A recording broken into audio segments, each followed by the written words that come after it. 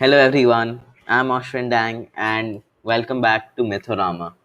Today we're going to talk about the 10 incarnations of Lord Vishnu, known as the Dasavatara.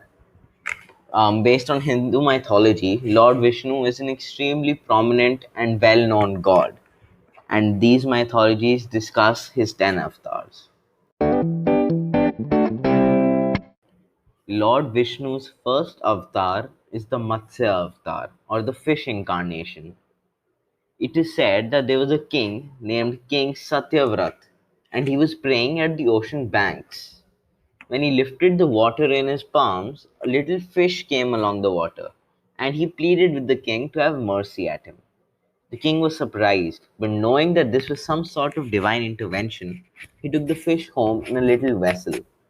However, upon reaching the palace, the fish grew so large that it could not any longer fit in the vessel, and day by day by day, the fish kept growing and growing.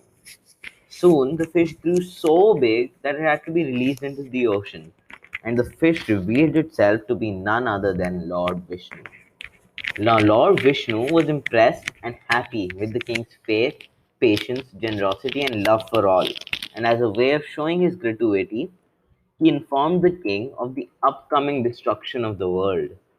In 7 days, the world would become submerged by the waters of doom, and Lord Vishnu provided the king with a magical boat on which him and his family, along with seven of the purest, enlightened people, could remain safe. At that time, Lord Vishnu would come in his fish form and save them. The second avatar is the Kurma avatar, or the turtle incarnation.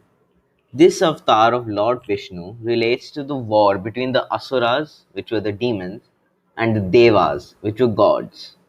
When the ocean was churned to obtain the treasures dissolved in the sea. In this myth, Lord Vishnu took the form of a turtle to support the churning stick on his back. Third avatar is the Varaha avatar, or the boar incarnation. Varaha is the boar that raised the earth from the bottom of the sea after the demon Hiranyaksh dragged it to the sea floor. After a battle of over 1,000 years, Varaha raised the earth out of the water with his tusks. Lord Vishnu's fourth avatar is the Narsimha avatar, or the half lion, half man incarnation.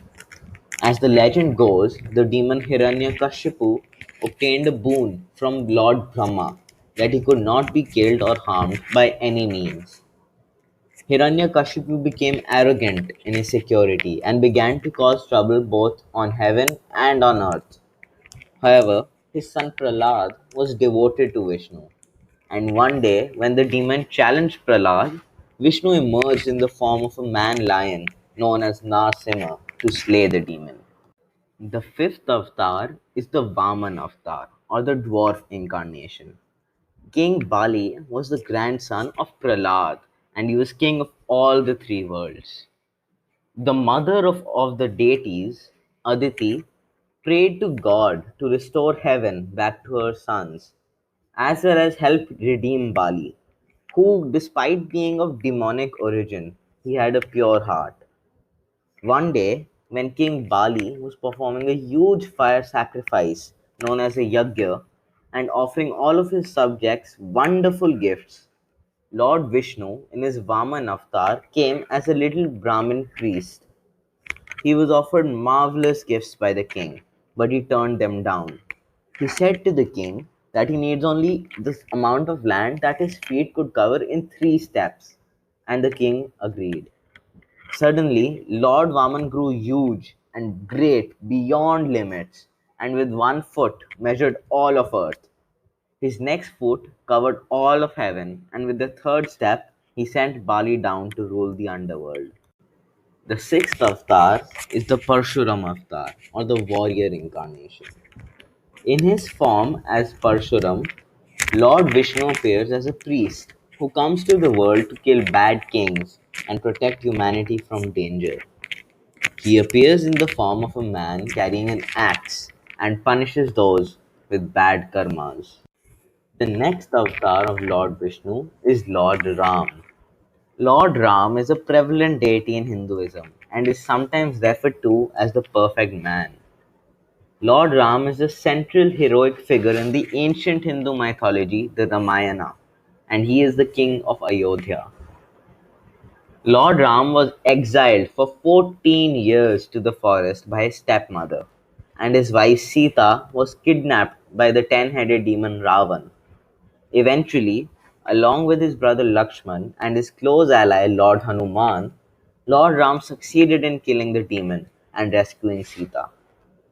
He is often depicted with blue skin and wielding a bow and arrow.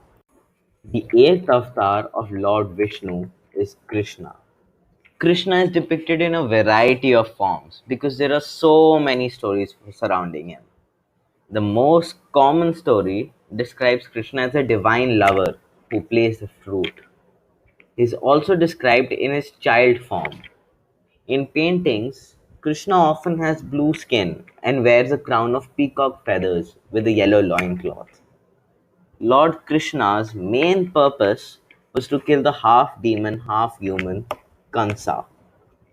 Krishna is also said to play a large role in the events of the Mahabharata, another famous Hindu mythology.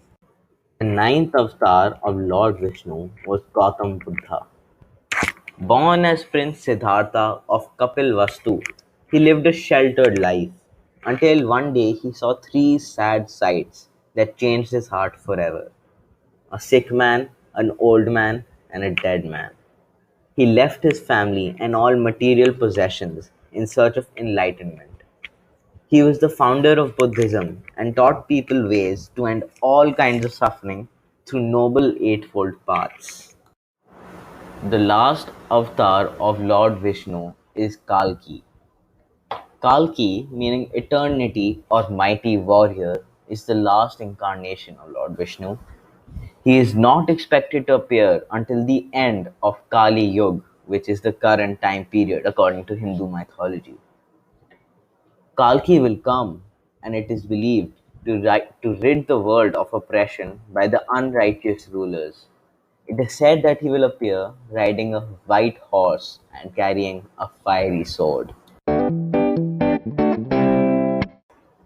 Thank you everyone so much for taking the time to listen to this episode of Mythorama. In this episode, we discussed the 10 avatars of Lord Vishnu.